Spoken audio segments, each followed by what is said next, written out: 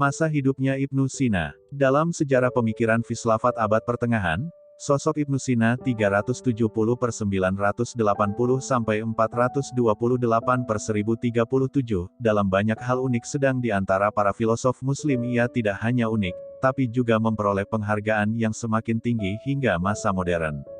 Ia adalah satu-satunya filosof besar Islam yang telah berhasil membangun sistem filsafat yang lengkap dan terperinci, suatu sistem yang telah mendominasi tradisi filsafat muslim selama beberapa abad, meskipun ada serangan-serangan dari Al-Ghazali, Fa'al-Din Al-Razi dan sebagainya.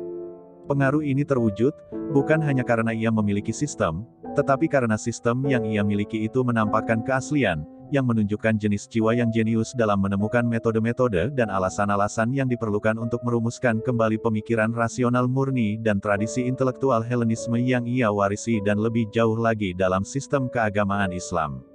Istilah yang tepat tentang perumusan kembali dan kaitannya dengan Islam segera akan kami bahas pada bab ini. Sebagai catatan di awal pembahasan ini, dapatlah dikemukakan bahwa keaslian yang menyebabkan dirinya disebut unik tidak hanya terjadi di dalam Islam, tetapi juga terjadi di abad pertengahan, karena di sana terjadi pula perumusan kembali teologi Katolik Roma yang dilakukan oleh Albert yang Agung, dan terutama oleh Thomas Aquinas yang secara mendasar terpengaruh oleh Ibnu Sina. Karena pada bab ini, secara khusus kami membahas penafsiran Ibn Sina tentang doktrin filsafat Yunani, maka kami tak perlu memberikan sumber-sumber yang ia pakai dari para filosof Yunani atau Muslim. Dari sekarang dapat dipastikan elemen-elemen doktrin Ibn Sina adalah Yunani, dan beberapa perumusan kembali terhadap doktrin-doktrin Yunani dapat ditemukan pada Al-Farabi, yaitu seseorang yang mempunyai jasa tak terhitung besarnya kepada Ibn Sina, dengan berbagai ragam tingkat pengembangan. Tetapi tugas kami di sini adalah menerangkan, menganalisa dan menghayati ajaran-ajaran Ibn Sina. Sesungguhnya sistem Ibn Sina secara keseluruhan, adalah memiliki dan berisi kesan ketidaksalahan pribadinya. Hal ini terbukti dengan adanya kenyataan bahwa ia menerangkan doktrin-doktrinnya yang penting secara berulang-ulang di dalam berbagai karyanya, dan sering memberikan catatan-catatan kutipan, yang tak salah lagi menandai adanya sistatika berpikir, dan bukan peminjaman sumber-sumber yang berbeda secara acak. Karakteristik paling dasar dari pemikiran Ibn Sina adalah pencapaian definisi dengan metode pemisahan dan pembedaan konsep-konsep secara tegas dan keras.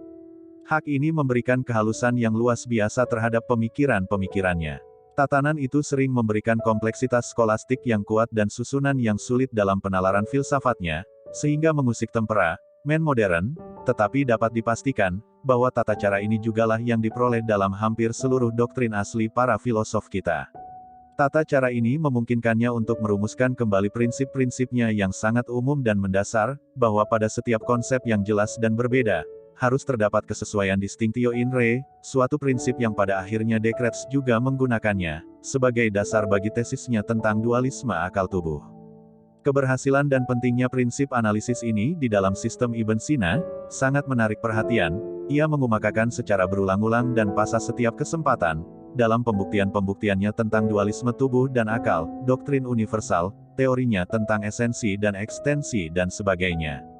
Beberapa contoh prinsip ini adalah, bahwa apa yang disahkan dan diizinkan berbeda dengan apa yang tidak disahkan dan diizinkan, dan, suatu konsep tunggal secara keseluruhan tak dapat diketahui dan tidak diketahui secara bersamaan, kecuali terhadap aspek-aspek yang berbeda.